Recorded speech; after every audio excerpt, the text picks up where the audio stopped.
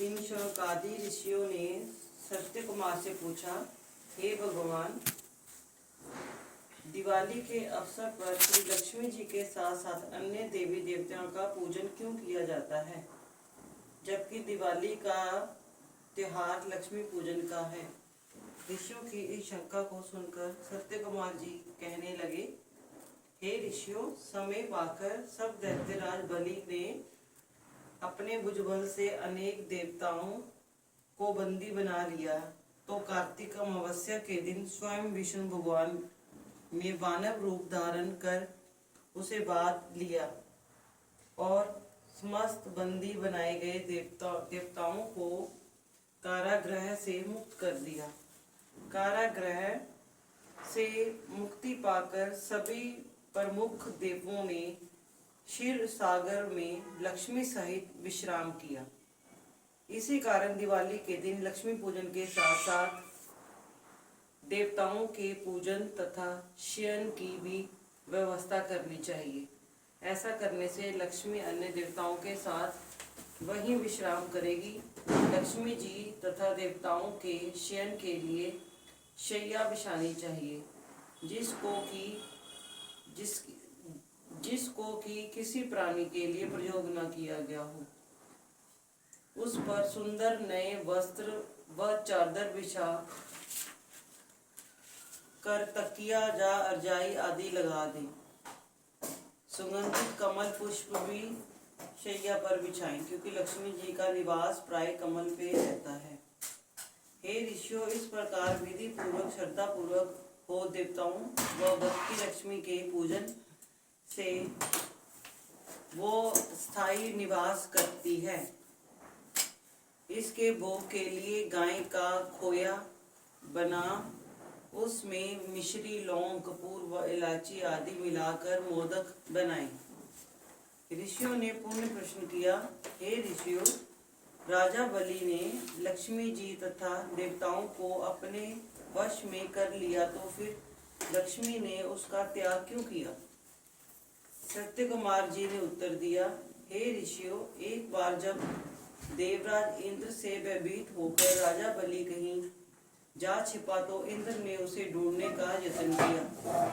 तब इंद्र ने देखा कि बलि एक खाली घर में गधे का रूप बनाकर समय व्यतीत कर रहा है। इंद्र ने वहां पहुंचने पर बलि से उसकी बातचीत होने लगी। बलि तो तत्व ज्ञान का उपदेश देते हुए समय की महत्ता समझाई। देवराज इंद्र और दैत्यराज बलि से बातचीत चल रही थी कि उस समय दैत्यराज के शरीर पर अनंत दिव्य रूप वाली स्त्री निकली। उसे देख इंद्र ने पूछा, हे दैत्यराज, तुम्हारे शरीर से निकलने वाली ये आभा युक्त ऋषि देवी है, ये असुरी या मानवी? राजा बलि ने उत्तर दिया, हे देवराज, ना ये देवी है, ना असुरी और ना ही मानवी। यदि तुम इससे संबंध में अधिक जानना चाहते हो तो फिर इसी से पूछो। इतना सुन इंद्र ने हाथ जोड़कर पूछा, हे देवी, तुम कौन हो और दैत्यों का प्रतित्याग करके मेरी तरफ क्यों चली आ रही हो? मंद मंद मुस्कुराती हुई वह शक्ति रूपी स्त्री बोली, हे देवेंद्र, मुझे ना तो दैत्यराज प्रहलाद के पुत्र प्रयोचन ही जानते हैं और ना ही उसके पुत्र बलि।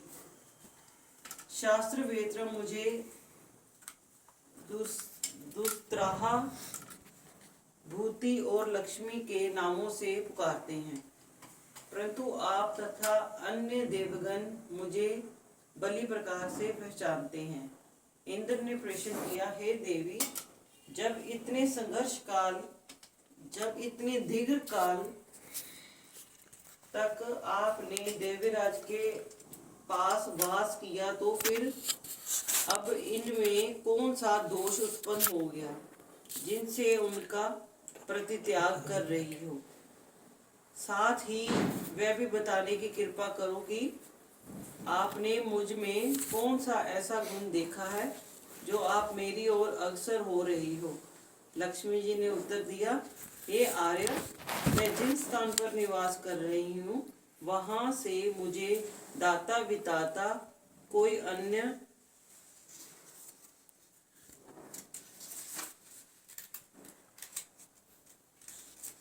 हटा सकता, क्योंकि मैं सदैव समय से प्रभाव से ही एक को त्याग कर दूसरे के पास जाती रहती हूँ।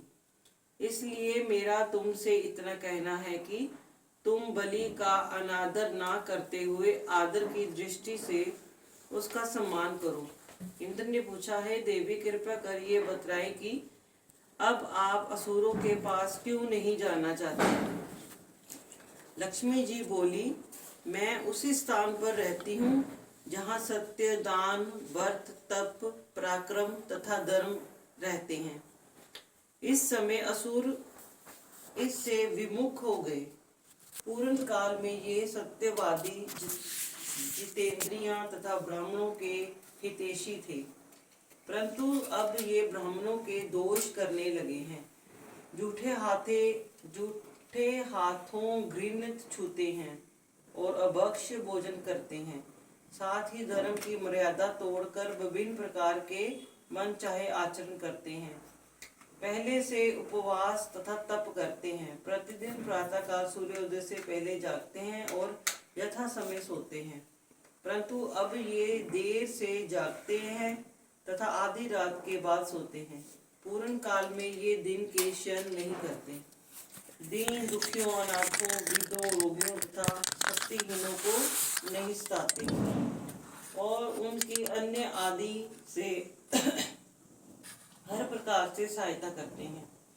पहले से गुरुजनों से आज्ञाकारी तथा सब काम समय पर किया करते हैं। उत्तम भोजन बनाकर केवल अकेले नहीं बल्कि दूसरों को खिलाकर बाद में स्वयं खाते हैं।